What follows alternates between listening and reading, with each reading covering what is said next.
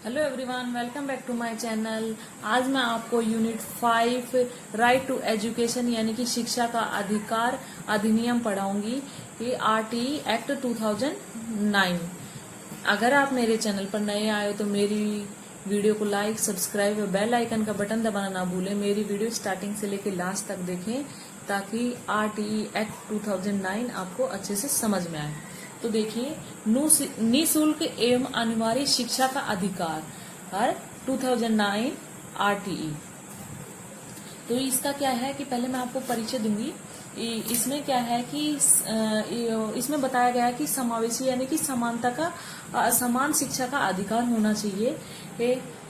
समावेशी मीन्स शिक्षा और समानता मीन्स जो राजाओं के बच्चे थे उनके बच्चों में और जो किसानों के बच्चे थे या आम जनता के बच्चे थे उन बच्चों में यानी कि समावेशी होनी चाहिए, यानी कि समान शिक्षा का अधिकार होना चाहिए। ये तब ये एक्ट बना था, तो समानता का अधिकार शिक्षा में। तो देखिए, गोपाल कृष्ण गोखले 1910 समावेशी शिक्षा का उसने एक अपना प्रारूप तैयार किया, उसने दिया। निःशुल्क शिक्षा एवं अनिवार्य शिक्षा यानी कि शिक्षा कैसी होनी चाहिए, निःशुल्क होनी चाहिए और कैसी होनी चाहिए, अनिवार्य होनी चाहिए, यानी कि सभी के लिए ये अनिवार्य होनी चाहिए। ये तो जैसे कि राजा का जो बच्चा है वो और किसानों का बच्चा है जो, वो दोनों के बच्चे क्या है कि समान रूप से पढ़ने चाहिए। नेक्स्ट देखिए, लेकिन ऐसा नहीं होता था। पहले क्या होता था कि जो बड़े लोगों के बच्चे थे वो अच्छे से पढ़ लेते थे और जो छोटे किसानों के बच्चे थे उनको काम पे लगा दिया जाता था ताकि वो नहीं पढ़ पाए और आगे नहीं बढ़ पाए। लेकिन बाद में धीरे धीरे हमारी जो शिक्षा में जो चेंज आया, समावेश की यानी कि समान शिक्षा की जो अवधारणाएं बनी और सबने जो दिया वो देखिए अभी आगे। 1939 में वर्धा सम्मेलन में महात्मा गांधी ने जाकिर हुसैन के द्वारा शिक्षा के महत्व को रेखांकित किया गया, यानी कि 1939 में वर्धा सम्मेलन हुआ था। उसमें महात्मा गांधी और जाकिर हुसैन ने शिक्षा का महत्व को रेखांकित किया। फिर 1939 में ही महात्मा गांधी द्वारा बुनियादी की नींव रखी गई। महात्मा गांधी ने बुनियादी की क्या रखी, नींव रखी गई। फिर 1948 में डॉक्टर राधाकृष्णा द्वारा निःशुल्क व अनिवार्य शिक्षा का विचार प्रस्तुत किया। 1948 में डॉक्टर राधाकृष्णा के द्वारा निःशुल्क व अनिवार्य शिक्षा का विचार प्रस्तुत किया गया। फिर क्या है, शिक्षा अनिवार्य। शिक्षा अनिवार्य यानी कि फर्स्ट गोपाल कृष्ण गोखले ने बताया कि हमारी शिक्षा कैसी होनी चाहिए, अनिवार्य होनी चाहिए। 1910 में बताया गया और 1954 में दौलतपत कोठारी ने भी यही बताया। फिर डॉक्टर राधाकृष्णा ने 1948 में बताया कि शिक्षा कैसी होनी चाहिए, अनिवार्य रूप से होनी चाहिए। एक नोट पॉइंट देखिए, 1968 फर्स्ट आया कि शिक्षा कैसी, अनिवार्य एवं निःशुल्क होनी चाहिए। फिर 1986 में, 1988 में, 1992 में भी निःशुल्क व अनिवार्य शिक्षा का अधिकार की कल्पना की गई थी। ठीक है, फर्स्ट कब आया, 1968 में। लेकिन व्यवहारिक रूप से उन्हें लागू नहीं किया जा सका। लेकिन कुछ परिस्थितियों के कारण कुछ उन्हें क्या किया, लागू नहीं किया गया। नेक्स्ट 1993 में डॉक्टर यशपाल शर्मा ने शिक्षा के क्षेत्र में तनाव एवं बोझ मुक्त शिक्षा समिति का गठन किया। 1993 में डॉक्टर यशपाल शर्मा ने क्या किया कि उन्होंने बताया कि शिक्षा कैसी बोझ मुक्त होनी चाहिए। एनसीएफ 2005 में पाठ्य चर्चा पर विशेष चर्चा की गई। फिर एनसीएफ है हमारा 2005 में, उसमें भी पाठ्य चर्चा पर खूब, विषय वस्तु पर खूब चर्चा की गई।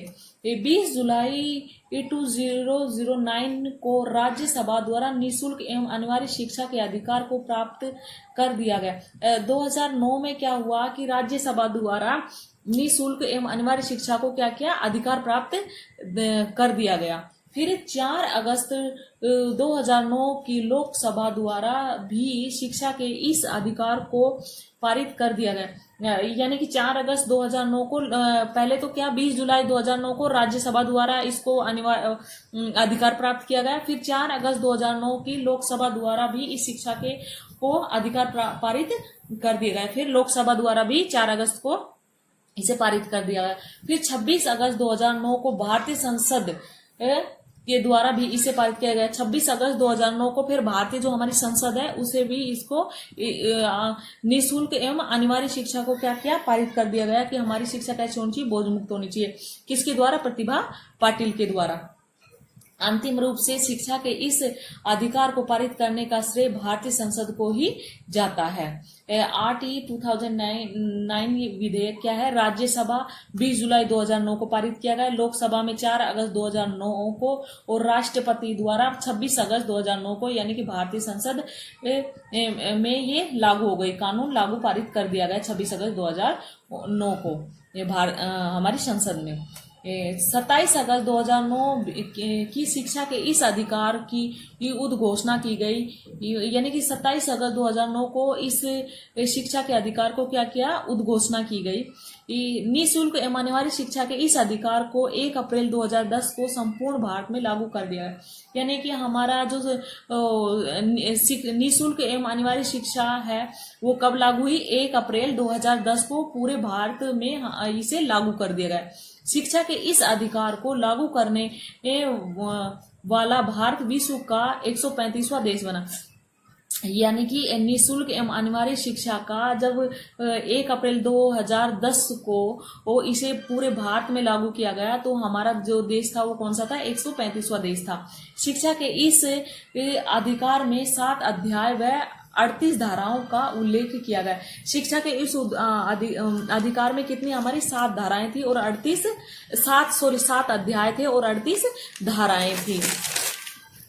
नेक्स्ट अभी नोट पॉइंट है, भारत में 6 से 14 वर्ष के बालक बालिकाओं की अनिवार्य शिक्षा प्रदान करने हेतु कई प्रयास किए गए। उन्होंने बताया कि 6 से 14 वर्ष के जो बालक हैं उन्हें शिक्षा हमें अनिवार्य रूप से देनी है। जैसे 86वें संविधान संशोधन 2002 के तहत अनुच्छेद 21 के भाग 3 के अंतर्गत 6 से 14 वर्ष के बालक बालिकाओं को अनिवार्य शिक्षा प्राप्त करने का स्वतंत्र का अधिकार प्रदान है। यानी कि हमारा जो 2002 में के तहत 21 के भाग 3 के अंतर्गत 6 से 14 वर्ष के जो बालक है उन्हें हमें शिक्षा अनिवार्य रूप से ही देनी है। नेक्स्ट देखिए, अनुच्छेद 45 के तहत राज्य को यह आदेश दिया गया कि राज्य पिछड़ा एवं अभावग्रस्त बालक बालिकाओं की एवं 3 से 6 वर्ष के बालक बालिकाओं को शिक्षा की व्यवस्था करे। यानी कि राज्य सरकारों को क्या अनुच्छेद 45 में राज्य सरकारों को यह आदेश दिया गया जो पिछड़े वर्ग के बालक हैं, जो पीछे हैं या पिछड़े वर्ग के हैं, जो वो शिक्षा ग्रहण नहीं कर पा रहे हैं, 3 से 6 वर्ष के बालक, उनकी क्या शिक्षा की व्यवस्था करे। अनुच्छेद 51 के भाग 4 के भारतीय अभिभावकों के मौलिक कर्तव्यों में वृद्धि की गई और उन्हें आदेश दिया गया कि प्रत्येक अभिभावक अपने बालकों की प्रारंभिक शिक्षा को पूर्ण करवाए। अनुच्छेद 51 के भाग 4 के भारतीय अभिभावकों को मौलिक कर्तव्य, हमारे जो मौलिक कर्तव्य उनमें वृद्धि की गई और उनमें एक मौलिक कर्तव्य यह भी जोड़ा गया कि अभिभावक हैं उनको अपने बालकों की जो प्रारंभिक शिक्षा है उन्हें पूर्ण करानी चाहिए। अभी देखिए, निःशुल्क एवं अनिवार्य शिक्षा का अधिकार, प्रथम शिक्षा नीति का अधिकार 1968 में मिला, फिर 1986 में, 1988 में, 1992 में। ये क्या है कि शिक्षा के अधिकार फिर बाद में मिलते रहे। 1993 को प्रोफेसर यशपाल शर्मा ने बताया कि तनाव व बोझ मुक्त शिक्षा हमारी होनी चाहिए। समिति का गठन किया और उन्होंने बताया कि जो हमारी शिक्षा है वो तनाव व बोझ मुक्त होनी चाहिए। NCF 2005 में निःशुल्क एवं अनिवार्य 20 जुलाई 2009 की राज्यसभा में ये पारित किया गया है कि हमारी शिक्षा निःशुल्क एवं अनिवार्य होनी चाहिए। 4 अगस्त 2009 को लोकसभा में, 26 अगस्त 2009 को भारतीय संसद में अंतिम रूप इसे दिया गया और राष्ट्रपति प्रतिभा पाटिल के द्वारा 27 अगस्त 2009 को उद्घोषणा की गई। शिक्षा के इस अधिकार को 1 अप्रैल 2010 को संपूर्ण भारत में इसे लागू कर दिया गया। JK यानी कि जम्मू एंड कश्मीर को वो छोड़कर, क्योंकि उसमें 370 लागू था। नेक्स्ट देखिए, शिक्षा के इस अधिकार को लागू करने वाला भारत विश्व का 135वां देश बना। RTE 2009 यानी कि इसमें 7 अध्याय हैं और 38 धाराएं। निःशुल्क एवं अनिवार्य शिक्षा अधिकार में 7 अध्याय व 38 धाराओं का उल्लेख है। अध्याय 1 है हमारा प्रारंभिक निःशुल्क एवं अनिवार्य शिक्षा। धारा 1 आती है इसमें नाम, यानी कि निःशुल्क एवं अनिवार्य शिक्षा का अधिकार 2009 विस्तार संपूर्ण भारत में लागू 1 अप्रैल 2010 में की गई। धारा 1 में। धारा 2 में क्या आता है, उप धाराओं का उल्लेख है और फर्स्ट है अभावग्रस्त बालकों की शिक्षा होनी चाहिए, जो APL और BPL में आती है। पिछड़े वर्ग के बालकों की शिक्षा SC ST OBC जनरल में आते हैं, जिनकी होनी चाहिए। बालकों के आशय यानी कि 6 से 14 वर्ष और 6 से 18 वर्ष और दिव्यांग बालक 6 से 18 वर्ष, यानी कि 1 से कक्षा 8 तक अनिवार्य शिक्षा होनी चाहिए। 6 से 18 वर्ष यानी कि नवीन शिक्षा नीति 2020 में ये बताया गया है, 6 से 18 वर्ष तक के बच्चों की शिक्षा वो अनिवार्य रूप से होनी चाहिए। दिव्यांग बच्चे 6 से 12 कक्षा तक यानी कि 6 से 18 वर्ष तक के बच्चों की शिक्षा होनी चाहिए। प्रारंभिक शिक्षा से आशय 1 से 8 तक के शिक्षकों से